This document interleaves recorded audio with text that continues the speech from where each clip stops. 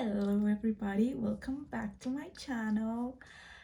It's officially been 1 month since I got my total hip replacement, and I just wanted to update you guys about how I'm doing and what my improvements have been, how I'm feeling.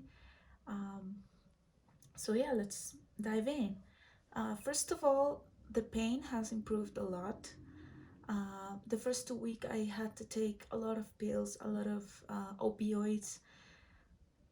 Trust me, it hurts a lot, like a lot. If you are going through a hip replacement, you shouldn't really skip a dose. You have to be really careful because once you're in pain, uh, it's very uncomfortable. So make sure that you take all of your pills on time, all of the time, every day, as indicated or prescribed from your doctor. Um, but yeah, the pain has improved a lot since the last 2 weeks. So the first 2 weeks pain was a lot, like very difficult, but now it's much better. Now I'm only taking paracetamol and naproxen, especially at nights before I go to sleep, because I've been walking a lot. I've been going up and down the stairs, and that exercise, it really puts stress on your hip and it makes things hurt a lot. In terms of the incision, well, since day one was absolutely great. uh, the doctor didn't put any stitches, which was unbelievable. The scar is pretty long. It's about 15 to 20 centimeters long, all the way down from the side of your leg. But it's a very thin line, so I hope it really, it that I won't be able to see it once it has fully healed. It's already closed, it's been closed forever, but it's still kind of hyperpigmented.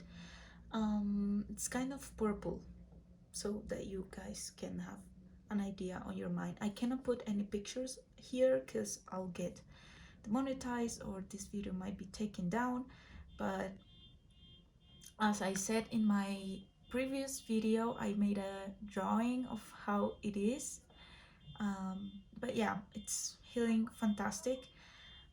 The swelling has gone down a lot. Like week number 1 and number 2, my right leg, which was the leg that I had my operation on, was almost double the size of the good leg, which was amazing and terrifying. But now it has completely gone to its normal size. It's actually thinner than the other, just because I don't have good muscles there. I really have to work them out. But yeah, things are going very well. I can walk now, I can stand. um, I'm working with a cane right now because I have a bad knee and I might get another operation on my knee. But yeah, mobility wise, it's amazing. I can bend down, I can sleep on my side finally, which has helped a lot because I'm tired all the time and I was very tired of just laying on my back every night. When I sleep on this side, everything's fine, but I have to make sure of two things. One, that I have a pillow between my knees, and two, that I have to have a pillow behind my back, because sometimes I roll over when I'm asleep, and that really, it really hurts to move without a conscientious, you know you have to be secure all the times. So when I sleep on this side, I make sure that I have a bunch of pillows surrounding me, so I don't move and I don't wake up in pain. um, on this side, when I sleep on this side, well, it still hurts to be laying on this side a lot, and it's uncomfortable.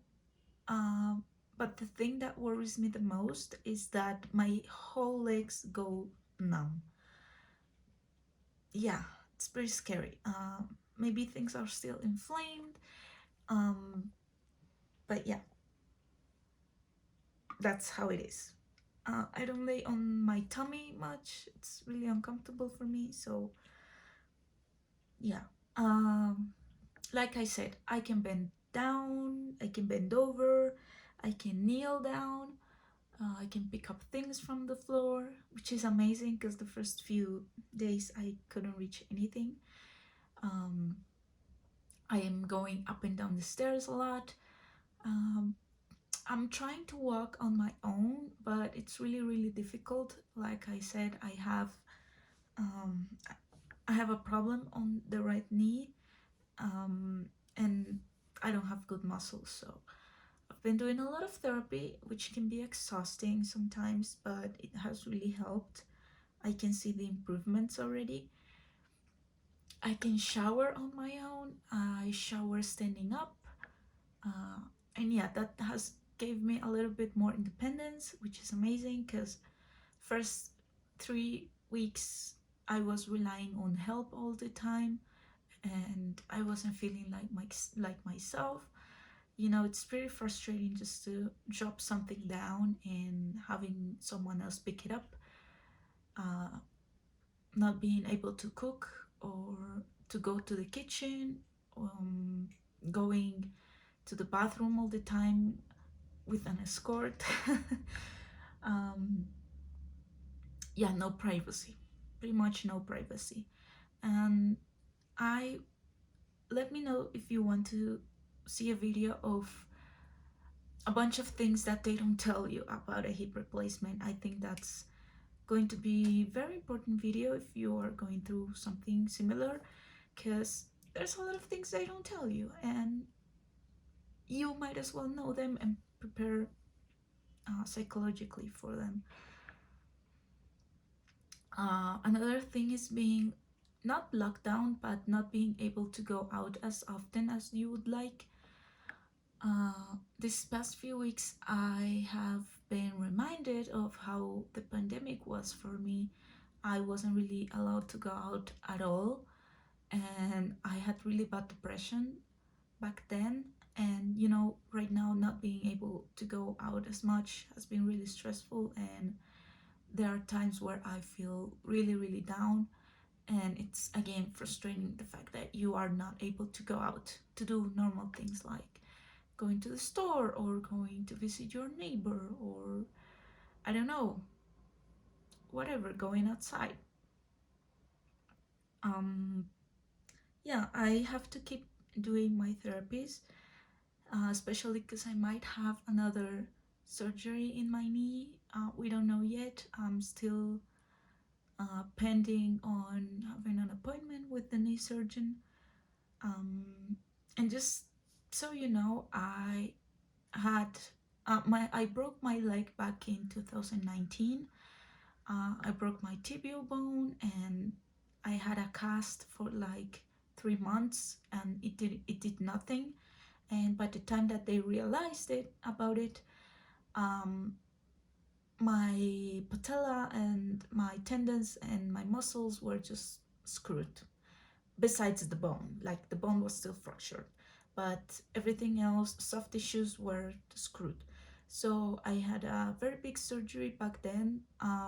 They did what they could, but you know, big surgery, recovery was hard. Then the pandemic hit, and so I wasn't able to continue with my physical therapies. And right now, my knee doesn't bend much. It only goes till 85, 90 degrees, and that's it. And yeah, my tibial bone is very crooked. It's like this. So I have no cartilage in my knees. Um, it's not broken anymore, but I definitely need another surgery. My hip doctor suggested that I might need a knee replacement. Yeah, I know, another replacement. It's scary. They say it hurts the most, more than a hip replacement, so pretty scared about it. It's very daunting. I don't even know what to think about it. I'm trying not to worry about the future. But yeah, let's just focus on the good things, which is that I already got my hip replacement and I'm feeling much better. I don't really have the pain I used to have before the surgery, which was like, I don't know, it was like a stinging pain inside the bone. Um, it's not there anymore. Of course, it hurts when I walk, when I do my therapies, when I stretch out, it hurts, but it's much better now than it used to be. Um, in terms of, well, some people say that when it's cold, your prosthesis hurt. It might be true, I don't know. I guess I've experienced it, but I'm not as conscious. Um, and I attribute that pain to the exercise I'm doing, so I'm not sure. And other people said that when um, the moon changes, it also hurts. There's no scientific evidence, there are no clinical trials about it. I haven't experienced it yet at all. I have a fixation on my spine. I've never had any pains um, related to those changes of the moon. But yeah, I guess that's how it is. I'm going to show you, however, and this I can do it, is the before and after of my hip in an x-ray, which is pretty interesting. So let's go. So this was the first x-ray I got right out of the accident that I had. And you know, this is my femur, this is my tibia or shin bone, and as you can see, there's a line here, that's the fracture. And my fibula, which is this bone, it's slightly off, like it should be more inside. So they decided that I had to get a cast, and I did get the cast. And then they discovered that it wasn't right. So this was the first surgery I had on it. They had to fixate this bone. Sorry. They had to fixate this bone. Looks like I'm radioactive or something. They fixed this bone with this metal plate and 4 screws, but my fibula was still off, and you can see there was some damage. However, the cartilage, you know, you still can see kind of this dark line here, which is a normal space where your articulation should go. That's the cartilage. Here I still got that space. And at the beginning of last year, it really started hurting a lot.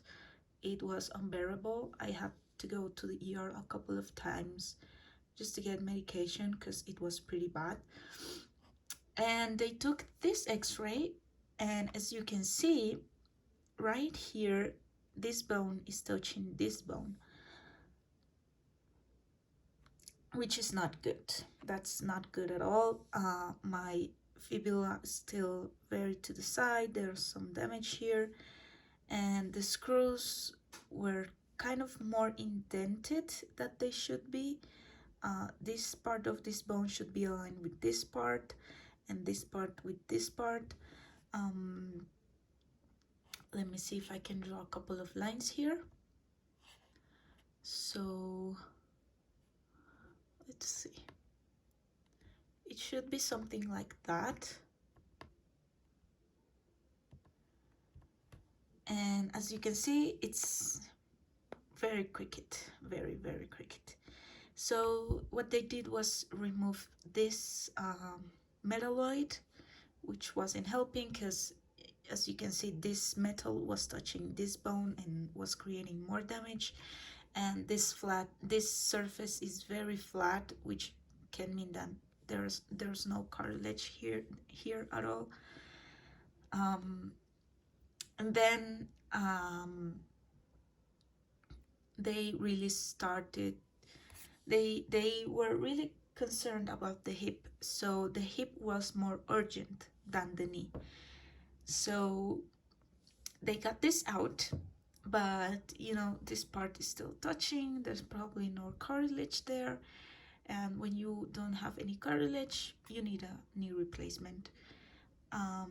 I don't really have any x-rays of how it currently looks right now, but yeah, that's probably going to be my next surgery. Okay, so let's stop talking about clickbait and let's check this hip. This was the before. I'm going to try to explain you a little bit of how to read this x-ray, although I'm not an expert. This is the left side, which is the good side. That's the femur, the head of the femur, which is perfectly round, and this is the socket. And as you can see, it's like shoved in there. This little ball is kind of engraved into the pelvis, which is this huge bone. Now this is the right side, which was the bad side. Femur, head of the femur. And as you can see, and let me just kind of draw a line here,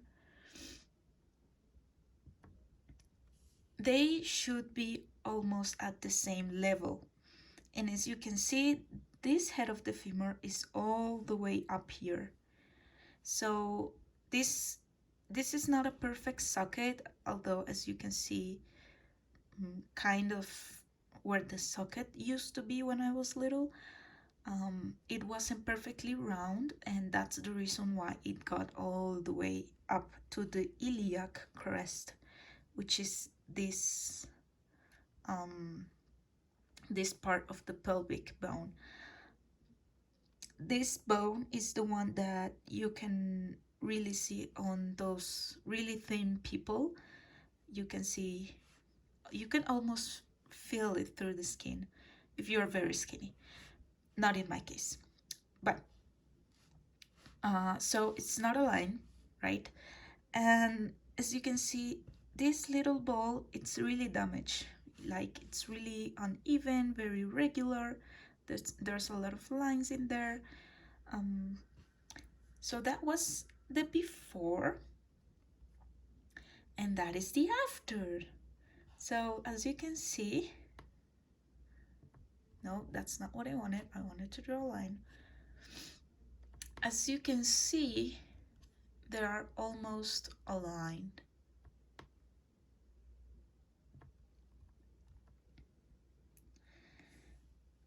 Again, this is the left side, this is the right side.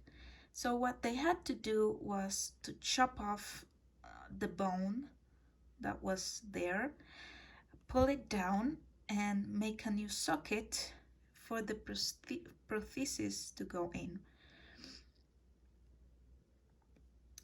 And yeah, that's the socket, that's the prosthesis, and this prosthesis goes all the way into the femur. So it stays in place, it's durable. I think I have to change it in 20 years. That's what the doctor said. Yeah, I know, another hip replacement in 20 years, and then another one in 20 years, and so on and so on. They kind of rotated this part in order to give me length on my leg, because as you can see, well, from here to here, there was almost 8 centimeters of difference. And in order for them to make me walk better, they have to lengthen my leg, which meant pulling all this down and kind of rotating this bone. That's what I know, at least. And as you can see, well, this part is still a little bit damaged from the previous walking I used to do before. I really hope this heals almost as even. We'll have to see. And there's a more complete vision of the x-ray. And what they also had to do, let me see if I can zoom this. Can you see this little shadow? Well, they actually had to break my femur in order to give me more length. So what they did is they broke the femur and they put a plate in it with a couple of screws to fixate that bone. So it wasn't only the hip replacement with the reconstruction, but it was also this, I don't know, fixation, the reduction, you might call it as you want it. But yeah, this is my new hip. So I really hope this video helped you understand more what I'm going through. And if you are one of those people that is going to need a hip replacement or you're considering it, let me tell you, it's really worth the while. It hurts, yeah, it's a long process, it's very frustrating. Therapies are really hard. Like I said, being helped all the time is hard, but it's really worth it. Like, it's only been 1 month and I already see the changes in my life and the way I'm walking and the way I'm feeling. So I really hope this video helped you. This is only on educational purposes. And yeah, thank you for listening to me. Please give it a thumbs up, leave a comment, subscribe, of the things you want. And next time I'll see what we can talk about. Hopefully I receive good news regarding my knee. And you know, it might be daunting and it might be kind of scary to think about another surgery, because this one was really traumatic for me, but I think it's going to be worth it completely. So yeah, thank you guys for watching. Bye.